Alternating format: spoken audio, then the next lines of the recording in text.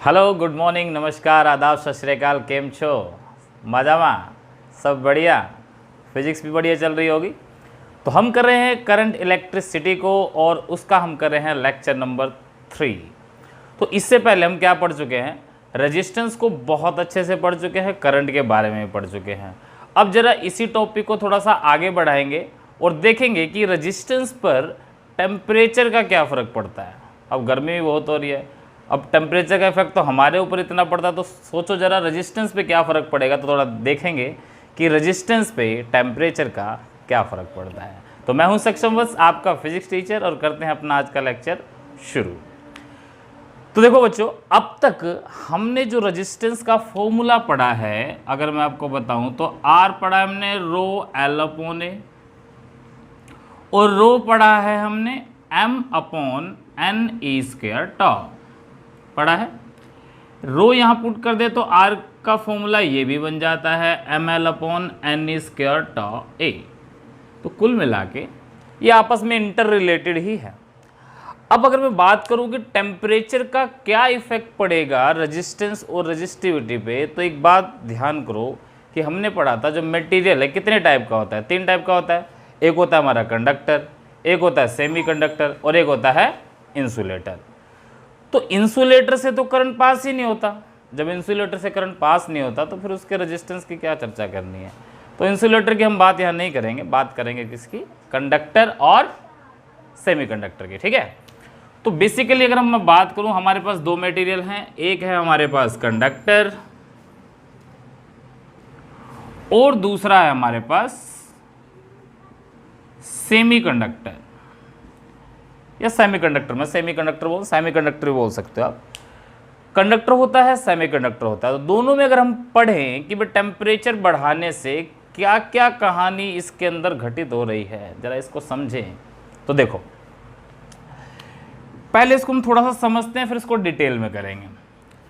Conductor की बात करूं मैं कि कंडक्टर के केस में अगर मैं टेम्परेचर बढ़ाता हूं, कंडक्टर के केस में अगर मैं टेम्परेचर को बढ़ाता हूं, तो इन फैक्टर्स में से किन किन चीज़ों पर फर्क पड़ेगा, जरा देखो ध्यान से। इन फैक्टर में अगर मैं इस पर्टिकुलर रेजिस्टिविटी की बात कर रहा हूं अभी, अगर मैं टेम्परेचर बढ़ाता हूं तो क्या एम चेंज होगा? मास क्या टेम्परेचर पर डिपेंड करता है? पढ़ा हुआ सबने, बिल्कुल भी नहीं डिपेंड करता है। तो मास तो उतना ही रहेगा भाई, यानी कि उसका मास और जो ये ई लिखा हुआ है, ये ई, ये दोनों ही क्या रहेंगे? कांस्टेंट रहेंगे। यानी कि ना तो मास में कोई चेंज आएगा और ना ही ई, यानी कि चार्ज ऑन इलेक्ट्रॉन में कोई चेंज आएगा। ये दोनों टेम्परेचर पे बिल्कुल भी डिपेंड नहीं करते हैं, हम पहले भी पढ़ चुके हैं इन चीज़ों को। फिर बात आती है एन। एन क्या था? Number density of free electron, यानी कि नंबर ऑफ फ्री इलेक्ट्रॉन। ये एन क्या था? भूल गए हो तो दोबारा याद दिला दूं आपको। एन क्या था? Number of free electron per unit volume. Number of free electron per unit volume, इसको number density of free electron बोलते हैं। ठीक है। और टाउ क्या है? Relaxation time. टाउ क्या है? Relaxation time. जिन बच्चों को ये रिलेशन ही नहीं पता है, उन्हें पता ही नहीं है ये कहाँ से आया, तो एक बार वो प्रीवियस लेक्चर जरूर देख के आओ। तो प्रीवियस लेक्चर का लिंक आपको डिस्क्रिप्शन में मिल जाएगा या आई बटन पे मिल जाएगा, तो उसको क्लिक करो, पहले वो देखो फिर ये देखना, फिर ये टॉपिक अच्छे से समझ में आएगा। चलिए, तो रिलैक्सेशन टाइम क्या था? एवरेज टाइम बिटवीन 2 कोलिजन्स, है ना। इलेक्ट्रॉन भागता है, टकराता है, तो जब 2 कोलिजन के बीच में लगने वाला ये टाइम क्या था? Relaxation time. अब जरा इन दोनों को हम देखते हैं। मैंने बढ़ा दिया अभी टेम्परेचर। क्या टेम्परेचर बढ़ाने से n, number of free electron per unit volume, क्या ये बढ़ेंगे? Number of free electron per unit volume क्या ये इंक्रीज होगा या नहीं होगा? तो देखो, कंडक्टर की बात करें तो कंडक्टर में तो पहले से ही सारे इलेक्ट्रॉन फ्री हैं, बिकॉज कंडक्टर क्या करता है? इलेक्ट्रिसिटी को पास करवाता है। और इलेक्ट्रिसिटी को पास करवाने का जो बेसिक कारण है, बेसिक कॉज है, वो करवाता कौन है एक्चुअली में? Free electron. और कंडक्टर पास तो बहुत सारे फ्री इलेक्ट्रॉन है, लाखों करोड़ों में फ्री इलेक्ट्रॉन प्रेजेंट होते हैं। तो अगर मैं थोड़ा सा टेम्परेचर बढ़ा भी दूंगा तो इस एन में क्या इंक्रीमेंट होगा? क्या कुछ बॉन्ड टूटेंगे, कुछ और इलेक्ट्रॉन आएंगे? आ सकते हैं। तो हम कह सकते हैं एन क्या होगा? इंक्रीज होगा। बट ये जो इंक्रीज है ये बहुत स्मॉल है, very small as compared to its initial value. यानी कंडक्टर में तो पहले से ही फ्री इलेक्ट्रॉन इतने भरे हुए हैं, और मैंने क्या किया, टेम्परेचर बढ़ाया तो थोड़े से मान लो और आ गए, तो ये इंक्रीज तो हुआ बट बहुत थोड़ा। तो मैं कह सकता हूं कि ये जो फैक्टर है ये इनसिग्निफिकेंट है। इनसिग्निफिकेंट मतलब इसका कोई फर्क खास नहीं पड़ता इस पर। This factor is insignificant, n का कोई खास फर्क नहीं पड़ता, बल्कि ये और हो जाता है कि टेम्परेचर बढ़ाएंगे तो टेम्परेचर बढ़ाने से जो इलेक्ट्रॉन है उसकी एनर्जी और बढ़ जाती है, वो और एनर्जेटिक हो जाता है, जिसकी वजह से वो टकराता ज़्यादा है, ज़्यादा कोलिजन होता है, और ज़्यादा टकराव की वजह से ज़्यादा हीट प्रोड्यूस होती है, जिसकी वजह से हम ये कह सकते हैं कि रेजिस्टेंस बढ़ रहा है। खैर उस वे में ना लेके इस वे में थोड़ा समझते हैं कि अगर मेरा एन यहाँ से इंक्रीज होता तो रजिस्टिविटी क्या होती, एन अगर बढ़ता तो रजिस्टिविटी क्या होती, घटती। बट यहाँ क्या हुआ, ये जो एन में इंक्रीमेंट वो बहुत थोड़ा है पहली बात, और वो जो थोड़ी सी एक्स्ट्रा हीट भी आ रही है वो कोलिजन को भी बढ़ावा दे रही है, क्योंकि पहले से ही फ्री इलेक्ट्रॉन ज़्यादा हैं, वो और एनर्जेटिक होकर आपस में टकराना शुरू कर देते हैं, कोलिजन बढ़ जाता है, रेजिस्टेंस बढ़ जाता है घटने की बजाय। तो ये इररिलेवेंट है, इनसिग्निफिकेंट है, तो हम इसको कंसीडर ही नहीं करते। तो बचा हमारे पास एक factor that is relaxation time tau. इस पे क्या फ़र्क पड़ेगा, अगर टेम्परेचर बढ़ाया तो रिलैक्सेशन टाइम क्या था, average time between two collision with दो इलेक्ट्रॉन है, ये था ना, एक इलेक्ट्रॉन है ये, और ये यहाँ से टकराया इस पे जाके, तो यहाँ से यहाँ तक का जो टाइम है एवरेज टाइम, यहाँ भी टकराया यहाँ भी टकराया मान लो, तो इसके बीच का जो टाइम था इसी को तो बोलते थे टाउ, एवरेज रिलैक्सेशन टाइम। ठीक है, अब देखो मैंने टेम्परेचर को इंक्रीज कर दिया, अब टेम्परेचर इंक्रीज किया तो मैंने बताया ना टकराना शुरू करेंगे, तो और टकराएंगे, तो टेम्परेचर जब बढ़ेगा एनर्जी और आ जाएगी, और स्पीड से भागेगा इलेक्ट्रॉन, तो जब और स्पीड से भागेगा तो जितना पहले टाइम लेता था टकराने में, क्या वो टाइम बढ़ जाएगा या घट जाएगा, बताओ सोचो। एनर्जी दी, इलेक्ट्रॉन और तेजी से भागा, तो क्या टकराने का टाइम घटा के बढ़ा, घटा के बढ़ा, जल्दी बोलो, घटा या बढ़ा। एनर्जी लेकर अगर तुम भागोगे तो पहले से कम टाइम में वो डिस्टेंस ट्रैवल हो जाएगा, तो इसका मतलब टकराने का टाइम कम हो गया, है ना। ज़्यादा एनर्जी आ गई, ज़्यादा स्पीड से जाओगे, अब ज़्यादा स्पीड से जाओगे तो जल्दी टकराओगे, कम स्पीड से जाओगे तो देरी से टकराओगे, तो वो ज़्यादा स्पीड से जाएगा, जल्दी टकराएगा, इसलिए टॉ क्या हो जाएगा, रिड्यूस हो जाएगा, यानी कि रिलैक्सेशन टाइम क्या हो जाएगा, इसका डिक्रीज हो जाएगा। रिलैक्सेशन टाइम क्या हुआ, डिक्रीज। तो ओवरऑल इन चारों फैक्टर को हमने देखा, इन चारों फैक्टर को हमने देखा और रिजल्ट निकाला कि जो रिलैक्सेशन टाइम है ये घट गया for a conductor. Relaxation time क्या हो गया, डिक्रीज हो गया। अगर रिलैक्सेशन टाइम डिक्रीज हो गया तो रजिस्टिविटी क्या होगी, इस फॉर्मूले से इंक्रीज होगी। तो इसका मतलब टेम्परेचर बढ़ाएंगे, अगर हम टेम्परेचर को इंक्रीज करेंगे तो जो रजिस्टिविटी है, जो रो है, वो क्या होगा, इंक्रीज होगा, क्योंकि टॉ डिक्रीज हो गया इसलिए रो इंक्रीज होगा। अगर रो इंक्रीज होगा तो इस फॉर्मूले से आर भी क्या होगा, इंक्रीज होगा। तो हम कह सकते हैं टेम्परेचर बढ़ाने से रजिस्टिविटी एंड रेजिस्टेंस दोनों के दोनों ही क्या होते हैं, इंक्रीज होंगे। तो फील आया कुछ फॉर्मूले से। अब इसके अंदर की और क्या कहानी है, कैसे एक्चुअली में ये हो रहा है, वो भी हम करेंगे, और ये तो मैंने थ्योरेटिकली तुम्हें सिर्फ इस फॉर्मूले से बताया। तो कंडक्टर की कहानी सबको समझ में आई, ज़रा इसको नोट कर लो, फिर हम बढ़ते हैं सेमीकंडक्टर की तरफ। यानी कि टेम्परेचर बढ़ाने से यहाँ पे क्या हुआ है, इंक्रीमेंट हुआ है रेजिस्टेंस का। ज़रा सेमीकंडक्टर पे गौर करो क्या होगा सेमीकंडक्टर के साथ। तो सेमीकंडक्टर में देखें किस किस चीज़ में चेंज आ रहा है, किस में नहीं आ रहा है। अगेन दो चीज़ें मैं बात करूं, M और E, ये दोनों तो सेमीकंडक्टर में भी क्या रहेंगे, कांस्टेंट। ठीक है, सेमीकंडक्टर में भी क्या रहेंगे, अगर टेम्परेचर बढ़ा रहा हूं, टेम्परेचर बढ़ाने से इन दोनों पे कोई फर्क नहीं पड़ने वाला है। टेम्परेचर बढ़ाओ, इन पे कोई फर्क नहीं पड़ेगा। अब बात आती है n की। n है number density of free electron. क्या ये सेमीकंडक्टर में बढ़ेंगे? तो ऑब्वियस सी बात है, देखो सेमीकंडक्टर क्या होता है, आधा कंडक्टर आधा इंसुलेटर, क्योंकि वो कंडक्ट करवाता नहीं। जब टेम्परेचर बढ़ाते हैं, हाई इलेक्ट्रिक फील्ड अप्लाई करते हैं, तो कंडक्ट करवाता है। कंडक्ट कैसे करवाता है? तो सेमीकंडक्टर के जो क्रिस्टल लेटिस हैं, उनके अंदर जो इलेक्ट्रॉन बाउंडेड है, आपस में बॉन्ड ब्रेक होते हैं।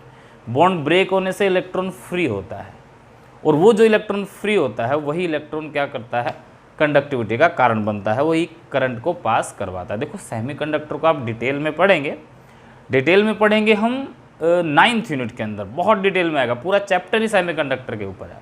बट अभी थोड़ा सा बेसिक कंसेप्ट इसका हमें यहाँ करना है, इसका इस्तेमाल आपका वहाँ भी होगा। तो ये क्या कह रहा है, देखो मान लो अब सेमीकंडक्टर एग्जाम्पल क्या होते हैं, पढ़ा होगा आपने, सिलिकॉन, जर्मेनियम, केमिस्ट्री में भी आता है, सिलिकॉन, जर्मेनियम, ये सेमीकंडक्टर के एग्जाम्पल है।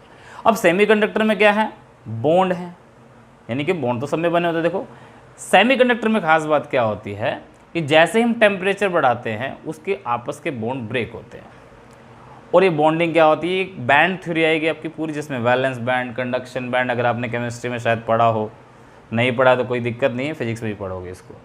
तो उसमें जो बैंड होता है, वैलेंस बैंड है, कंडक्शन बैंड, वहाँ जो इलेक्ट्रॉन प्रेजेंट है, वो बॉन्डिंग जो है, वहाँ बॉन्डिंग ब्रेक्स होती है, टूटेंगे। अब इलेक्ट्रॉन बाउंड है पहले, अब वो बाउंडेशन टूट गई, तो इलेक्ट्रॉन क्या हो गया, फ्री हो गया, और वही फ्री इलेक्ट्रॉन क्या करेगा, करंट को पास करवाएगा। तो कुल मिला के n क्या हुआ, इंक्रीज हुआ, n क्या हुआ, इंक्रीज। अब क्योंकि पहले से यहाँ इलेक्ट्रॉन थे नहीं, तो जो भी इलेक्ट्रॉन और आएंगे तो कुल मिला के उसमें क्या मानेंगे हम, बड़ा, वो तो यही मानेंगे ना कि बढ़ रहा है, जितना टेम्परेचर बढ़ाएंगे उतने ज़्यादा इलेक्ट्रॉन आएंगे, तो इसका मतलब number density of free electron बढ़ेगा, n क्या हो जाएगा, इंक्रीज हो जाएगा। बिल्कुल सही है, n क्या हो जाएगा, इंक्रीज हो जाएगा। अब जरा इसको पढ़ते हैं, रिलैक्सेशन टाइम पे क्या फ़र्क पड़ेगा, रिलैक्सेशन टाइम पे क्या फ़र्क पड़ेगा। अब इसकी कहानी तो वही है, अब टेम्परेचर बढ़ाओगे तो रिलैक्सेशन टाइम तो क्या होगा, डिक्रीज होगा। अब तुम देखो ये दोनों फैक्टर हो गए कांस्टेंट, ये बढ़ रहा है ये घट रहा है, एक बढ़ रहा है एक घट रहा है, ये बढ़ रहा है ये घट रहा है, और दोनों इन्वर्सली है, यानी कि मान लो ये बढ़ेगा तो ये घट जाएगा, और ये घटेगा तो ये बढ़ जाएगा। तो क्या लगता है, रजिस्टिविटी टेम्परेचर बढ़ाने से चेंज होगी या नहीं होगी? क्या लगता है इस फॉर्मूले को देख के? तो इसको देख के तो ये लग रहा है कि एक बढ़ रहा है एक घट रहा है, इसलिए रजिस्टिविटी में चेंज नहीं आएगा। बट ऐसा नहीं है, रजिस्टिविटी में यहाँ भी चेंज आता है, और काफ़ी चेंज आता है, थोड़ा चेंज नहीं है। मैं तुम्हें बताता हूँ कैसे आता है। देखो अब एक चीज़ पक्की है कि मैंने कह दिया कि ये बढ़ रहा है ये घट रहा है, और मैं कह रहा हूँ कि रजिस्टिविटी में चेंज आ रहा है, तो इसका मतलब ये है कि इन दोनों में से कोई ना कोई फैक्टर ज़्यादा चेंज हो रहा होगा, कोई ना कोई फैक्टर ज़्यादा चेंज हो रहा होगा। तो देखो कैसे, अगर मान लो, देखो मैं ये कहता कि n 2 गुना बढ़ गया और ये 2 गुना घट गया, तो 2 गुना दोनों इक्वल फैक्टर होते, नो चेंज आता। नहीं समझ में आया? देखो मैं कहता 2 गुना बढ़ गया तो ये 2 गुना घट गया, ये कहता 2 गुना घट गया तो 2 गुना बढ़ गया, तो कुल मिला के चेंज तो वही रहता। बट अब यहाँ क्या है, वास्तव में क्या होता है कि जो ये n है, ये जो n है, ये जो चेंज है ये लार्ज अमाउंट में है as compare to this, large amount बोल रहा हूं एज कंपेयर टू दिस, यानी कि जो इसका चेंज है वो इसके चेंज को ओवर डोमिनेट कर देता है। डोमिनेंट कौन हो जाएगा, n बढ़ जाएगा, यानी कि किसका प्रभाव ज़्यादा होगा, n का। ये जो टूट के इलेक्ट्रॉन जो बाहर आ रहे हैं उनका इफेक्ट बहुत ज़्यादा है इसके कंपैरिजन में। अब इसके कंपैरिजन में इसका इफेक्ट ज़्यादा है तो क्या होगा, तो हम मानेंगे कि भाई इसका, जैसे इसमें क्या था, ये इनसिग्निफिकेंट था, n इनसिग्निफिकेंट था, ये सिग्निफिकेंट था, तो इसमें क्या हो जाएगा, ये इनसिग्निफिकेंट हो जाएगा, ये सिग्निफिकेंट हो जाएगा। तो कुल मिला के हम कहेंगे n बढ़ गया। अगर n बढ़ गया तो रजिस्टिविटी क्या होगी, डिक्रीज हो जाएगी। क्या होगी, तो अगर मैं कहता हूं कि टेम्परेचर को मैं इंक्रीज करता हूं तो आपकी रजिस्टिविटी डिक्रीज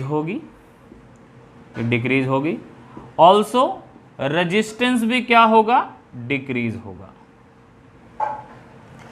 आपकी रजिस्टिविटी भी डिक्रीज होगी, आपका रेजिस्टेंस भी डिक्रीज होगा, दोनों काम यहाँ होंगे। यहाँ भी सेम था, resistivity increase, resistance increase, resistivity decrease, resistance decrease. ये इसलिए है क्योंकि इनका रिलेशन आपस में ऐसा है। तो यहाँ तक की कहानी आपको समझ में आई। तो कुल मिला के इन दोनों का रिजल्ट ये निकला कि अगर मैं टेम्परेचर बढ़ाता हूँ तो कंडक्टर की रजिस्टिविटी इंक्रीज होगी, यानी कि बढ़ती जाएगी, रेजिस्टेंस भी इंक्रीज होगा, जिससे करंट कम फ्लो करेगा। बट सेमीकंडक्टर में जस्ट उल्टा, ये उल्टा बिहेव कर रहा है इसका। जस्ट क्या कर रहा है कि टेम्परेचर बढ़ा रहे हैं तो रजिस्टिविटी घट रही है, रेजिस्टेंस भी कम हो रहा है। ठीक है, तो ये एक बार ज़रा पॉज करके नोट करो, फिर इसको आगे बढ़ते देखते हैं कि वास्तव में एक्चुअली में होता क्या है। चलो नोट करो फटाफट जल्दी, फिर बढ़ते हैं आगे। चलिए, कर लिया होगा नोट। तो देखो, अब वास्तव में जो रजिस्टिविटी है, वास्तव में जो रजिस्टिविटी है उसका चेंज कैसे आ रहा है, मैं ज़रा तुम्हें वो बताता हूँ। एक्चुअली जो रजिस्टिविटी है वो इस रिलेशन से चेंज होती है, रो नॉट ई की power alpha delta T.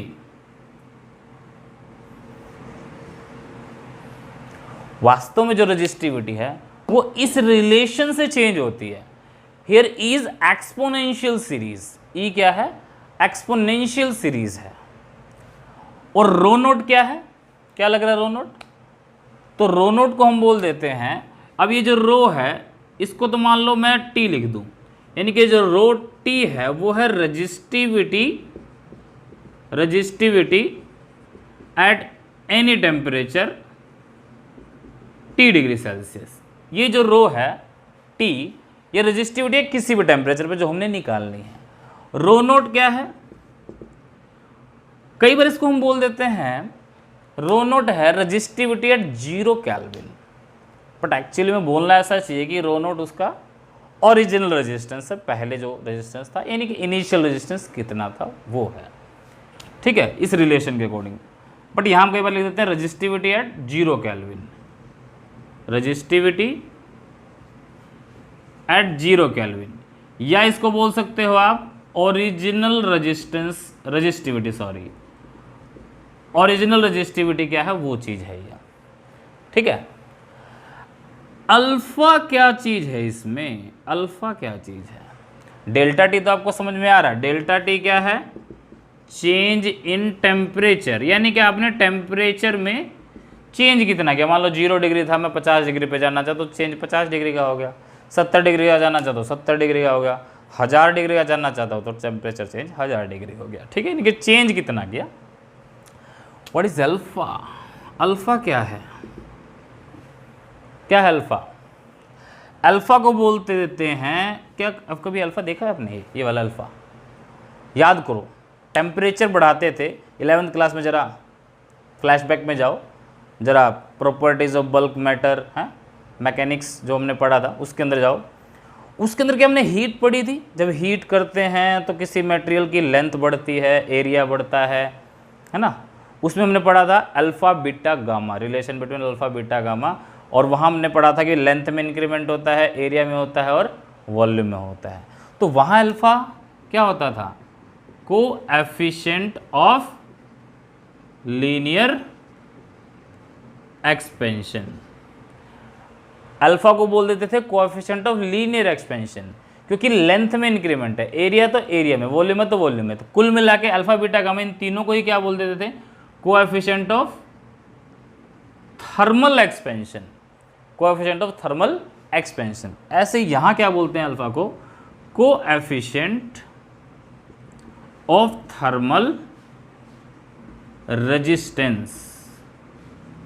Alpha को क्या बोल देते हैं, कोएफिशिएंट ऑफ थर्मल रेजिस्टेंस, ये बोल देते हैं। या इसका दूसरा नाम ये है टेम्परेचर कोएफिशिएंट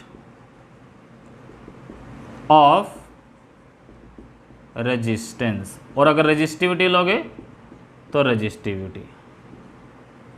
ठीक है, यहाँ भी रेजिस्टेंस या रेजिस्टिविटी, जो फॉर्मूला आप लोगे, जैसे हमने यहाँ रेजिस्टिविटी लिया तो ये आ जाएगा कोफिशिएंट ऑफ थर्मल रेजिस्टिविटी। अगर हम रेजिस्टेंस लेते हैं तो कोफिशिएंट ऑफ थर्मल रेजिस्टेंस आ जाएगा। तो ये सिंबल क्या क्या है मैंने वो एक्सप्लेन करे। अब जरा इस फॉर्मूले को भी समझ लो, कहाँ से आया ये भी मैं तुम्हें बताऊंगा अभी, ताकि तुम्हें अच्छे से फील आ जाए कि एक्चुअली में ये कहाँ से आया।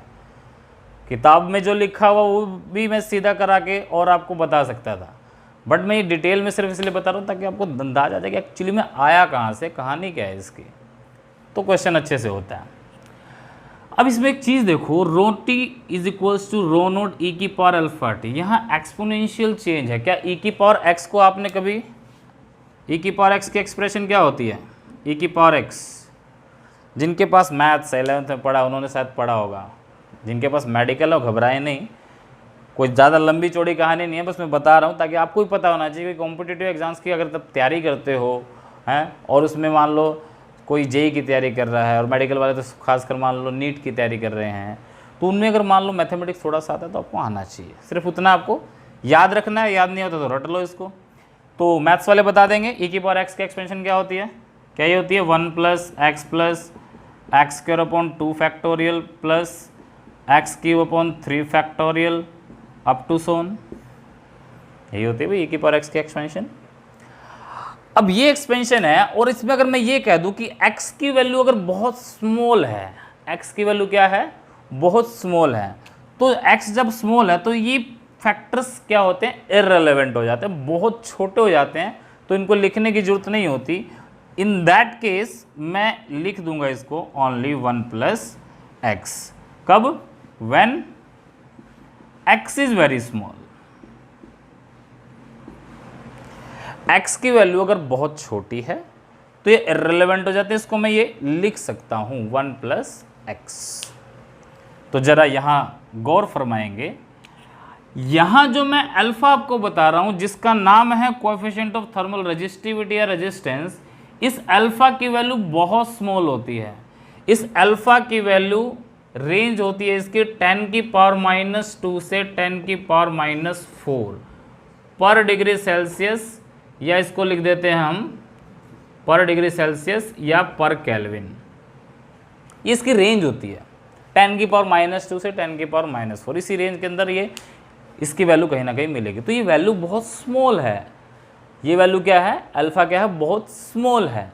और अगर डेल्टा टी क्या है, range in change in temperature. ये जो डेल्टा टी है भाई, मैंने जब हम ऑर्डिनरी कंडीशन की बात करें कि रूम टेम्परेचर की बात करें तो एटमॉस्फेयर का टेम्परेचर कितना ज़्यादा चेंज हो सकता है, 40 degree, 50 degree, 60 degree, 70 degree, 80 degree, 100, और ये चेंज कुछ ज़्यादा नहीं है तो उसको भी हम स्मॉल मानते हैं। जब 1000 डिग्री की बात करेंगे, 2000 डिग्री की बात करेंगे तो वहाँ बहुत ज़्यादा होता है, वो बहुत लार्ज वैल्यू है, तो हमने इस्तेमाल करना पड़ेगा। तो वास्तव में ये जो पूरा फैक्टर है बहुत छोटा है, तो पूरा फैक्टर ये छोटा है तो हम इसको ही मान सकते हैं। अब यहाँ हमने इसको क्या माना है, x माना है, तो क्या मैं यहाँ से इसका फॉर्मूला ये बना सकता हूँ, rho t is equals to rho naught e की पावर अल्फा डेल्टा टी है, यानी कि ई की पावर, इसको मैं अगर x मानता तो मैं इसको लिख सकता 1 + x, 1 + x, x की जगह क्या लिखूं, अल्फा डेल्टा टी। तो आपके किताबों में ये फॉर्मूला गिवन है, ये आया यहाँ से है, बट ये कहाँ से आया ये बताता हूँ आपको। तो एक बार इसको जरा नोट करो फटाफट, फिर इसको बताते हैं ये आया कहाँ से, जल्दी। चलो नोट कर लिया होगा। अब देखो ये अच्छे से नोट कर लेना। अब ये फॉर्मूला कहाँ से आया मैं जरा आपको बताता हूँ। दो मेथड है, दोनों तरीके से करा सकते हैं, जो आपको अच्छा लगे वो आप अपना सकते हैं, बट एक्चुअली में जो है मैं वो बता रहा हूँ। अभी देखो हमने ये पढ़ लिया है कि यहाँ से हमने निकाला है rho t is equals to rho naught 1 + alpha t, यहाँ से हमने निकाल लिया है, ठीक है। अब देखो ये वास्तव में कहाँ से आया। मान लो लेट हमारे पास ये रजिस्टिविटी है रो नॉट, या रो मान लो, चलो रजिस्टिविटी ऑफ मटेरियल, कोई भी मटेरियल गिवन उसकी रजिस्टिविटी रो है। इसमें मैंने टेम्परेचर बढ़ा दिया, ये रजिस्टिविटी है टेम्परेचर T, एट T मान लो, टेम्परेचर इंक्रीज किया, टेम्परेचर इंक्रीज करने से रजिस्टिविटी जो इसकी बढ़ गई वो है डी रो। तो पहली बात जो ये डी रो है, चेंज इन रजिस्टिविटी, ये दो बातों पे डिपेंड करती है। एक, आपके पास ओरिजिनली कितनी थी, दूसरा डिपेंड करेगी आपने टेम्परेचर कितना बढ़ाया। समझ रहे हो, टेम्परेचर कितना बढ़ाया। मान लो ये मटेरियल है, ठीक है, इसकी रजिस्टिविटी है, अब मैंने इसका बिल्कुल थोड़ा सा टेम्परेचर बढ़ाया, बिल्कुल माइनर सा, इचुक सा, थोड़ा सा ना, मान लो 25 डिग्री था, 25.5 डिग्री, 0.5 डिग्री बढ़ा दिया, तो क्या 0.5 डिग्री बढ़ाने से कोई खास फर्क पड़ेगा? नहीं पड़ेगा ना। तो यानी कि जो कम आया उसको मैंने डी रो लिख लिया, स्मॉल चेंज इन रजिस्टिविटी। थोड़ा सा बढ़ाया, थोड़ा ही चेंज आएगा। यानी कि जो रजिस्टिविटी है डी रो, वो डिपेंड कर रही है रो पर और डी टी पर। Combinedly we can say that d rho is equals to alpha rho d t. ये चीज और ये चीज अलग है, अलग से आपको लिख के दिखा दूं मैं। ये अल्फा था, प्रोपोर्शनैलिटी का साइन हटाएंगे तो यहां कांस्टेंट आ जाता है अल्फा। अब ये रेड कलर का जो अल्फा लिखा और ये अलग है, ये प्रोपोर्शनैलिटी का साइन है और ये क्या है, कोएफिशिएंट ऑफ थर्मल रजिस्टिविटी। ठीक है, ये जो ऊपर मैंने लिखा हुआ है एक्चुअली में ये अल्फा है। अब रो को जरा इधर ले आओ, d rho upon rho is equals to alpha d t. दोनों को कर दो इंटीग्रेट, जरा इंटीग्रेट करो तो क्या आएगा, d rho upon rho is equals to alpha d t आया। अब लिमिट भी रख दो जरा, रो नोट से रो तक, ओरिजिनल रेजिस्टेंस मान लो रो नोट था और वहाँ से मैंने कितना बढ़ा दिया, रो तक बढ़ा दिया, तो रो नोट से रो तक अल्फा डी टी है। टेम्परेचर की रेंज क्या होगी, T1 से T2, T1 से T2 या T नोट से T1 भी मान सकते हो, जो मानना हो आपको मान लो। मान लो मैंने माना T1 से T2, इसका इंटीग्रेशन होगा लॉगरिथम बेस E एंड रो, इसको ln रो भी लिख सकते हैं हम, रो नॉट से रो तक। अल्फा कांस्टेंट है, dt का हो जाएगा T1 से T2 तक। इसको जरा पुट करो, upper limit minus lower limit, तो ये आ जाएगा आपका ln rho minus ln rho naught. मैंने लॉगरिथम बेस E को ln लिख दिया, लिख सकते हैं ऐसे, कोई दिक्कत नहीं है, इक्वल टू अल्फा T की जगह T2 माइनस T1। ठीक है, log A minus log B को क्या लिख सकते हो, log A by B rho by rho naught equal to alpha T2 minus T1, यानी कि चेंज इन टेम्परेचर। तो क्या इसको आप डेल्टा T लिख सकते हो, T2 माइनस T1 को क्या लिख सकते हैं, अल्फा डेल्टा T लिख सकते हैं ना, बिल्कुल लिख सकते हैं। अब एक चीज़ और समझ लो, क्योंकि ये इंटीग्रेशन में यूज़ होता है ना। क्या होता है, ये आगे भी इस्तेमाल होगा, इसलिए भाई अभी आपको समझा रहा हूँ, समझ लो कि अगर हमारे पास log x है t, मान लो log x t है, बेस e है साथ में, तो x हो जाता है e की पावर t। ये फॉर्मूला है। अब कैसे आया वो मैं नहीं बता रहा, क्योंकि फिर आप कंफ्यूज ज़्यादा हो जाएगा कि मैथ्स नहीं पढ़ा रहा मैं, बता देता, नहीं तो मैथ्स में भी कैसे आता है ये। log e x t है तो x क्या हो जाएगा, e की पावर t हो जाएगा। अब यहाँ log x की जगह ये लिखा हुआ ना रो बाय रो नोट, तो रो बाय रो नोट किसके ऊपर हो जाएगा, ये जो राइट साइड में लिखा हुआ e की पावर t, यानी कि e की पावर अल्फा डेल्टा t। देखो ध्यान से समझ लो, log x ये t है पूरा, तो x क्या हो जाएगा, e की पावर ये वाली क्वांटिटी। तो यहाँ से रो किसके इक्वल आएगा, रो नोट e की पावर अल्फा डेल्टा t। आ गया ना भाई।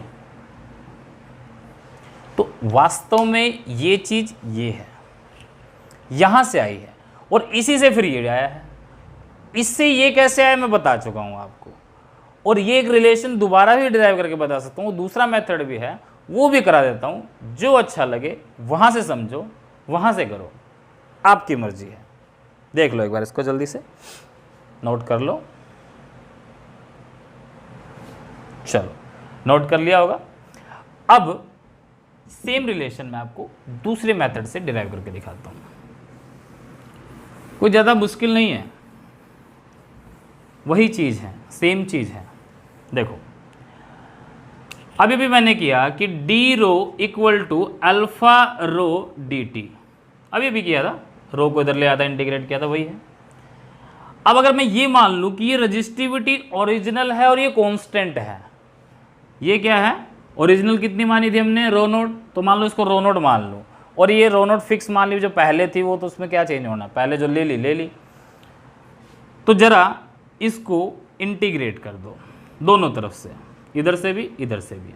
इधर से इंटीग्रेट करोगे तो क्या आएगा, रो, लिमिट हो जाएगी रो नोट से रो, यहाँ डी टी होना है तो कहाँ से कहाँ तक जाएगा, 0 से t जाएगा, तो ये हो जाएगा रो नोट से रो इक्वल टू, ये कितना हो जाएगा, अल्फा रो नोट क्या हो जाएगा, कांस्टेंट, और डी टी का इंटीग्रेशन क्या हो जाएगा, t, डी टी का इंटीग्रेशन t, और टेम्परेचर सॉरी T1 से T2 था ना, तो T1 से T2, T1 से T2, रो की जगह upper limit minus lower limit, rho minus rho naught, यहाँ जाएगा अल्फा रो नोट, टी की जगह T2 माइनस T1, ठीक है। यहाँ से रो कितना आएगा, रो नोट को उधर ले जाओ, रो नोट उधर जाएगा तो क्या हो जाएगा, प्लस का हो जाएगा, प्लस अल्फा रो नोट, इसको क्या लिख सकते हैं, डेल्टा टी, क्या कॉमन आया, rho naught 1 plus alpha delta t, यही आ गया। कैसे भी कर लो, ऐसे समझना है, ऐसे समझ लो, वैसे समझाया मैंने, वास्तव में वो वैसे है जो मैंने पहले बताया है आपको कि किस तरह से ये चीज़ आई हुई थी, ई को एक्सपेंड करके, ठीक है। आप कर कैसे भी सकते हो, सिमिलर रिलेशन रेजिस्टेंस का आएगा। तो एक बार